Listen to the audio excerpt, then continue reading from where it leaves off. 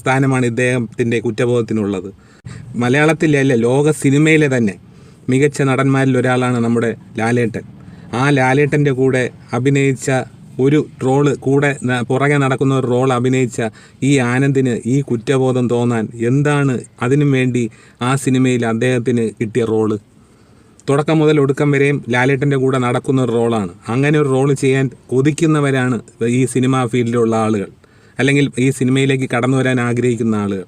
ലാലേട്ടനെ പോലെ ഒരു മഹാനടൻ്റെ കൂടെ അഭിനയിക്കുക എന്നതൊരു ഭാഗ്യമാണ്. അല്ലാതെ ആ കൂടെ അഭിനയിച്ച ശേഷം പിന്നെ അതൊരു കുറ്റബോധമായി കാണുന്ന ഒരു നടനായതുകൊണ്ടാവണം അദ്ദേഹത്തിന് വേണ്ട രീതിയിൽ ഇപ്പോൾ ചിത്രങ്ങളിലൊന്നും അവസരങ്ങൾ കിട്ടാത്തതും, പഴയ മണിരത്നം ചിത്രത്തിലൂടെ വന്ന് പേരെടുത്ത ഒരു മനുഷ്യനായിട്ട് കൂടി അദ്ദേഹത്തിന് വെള്ളി വെളിച്ചത്തിൽ കൂടുതൽ കടന്നു വരാൻ കഴിയാത്തതും ഇത്തരത്തിലുള്ള സ്വഭാവ സവിശേഷതകൾ ഉള്ളതുകൊണ്ടായിരിക്കണം ഒരു പക്ഷേ.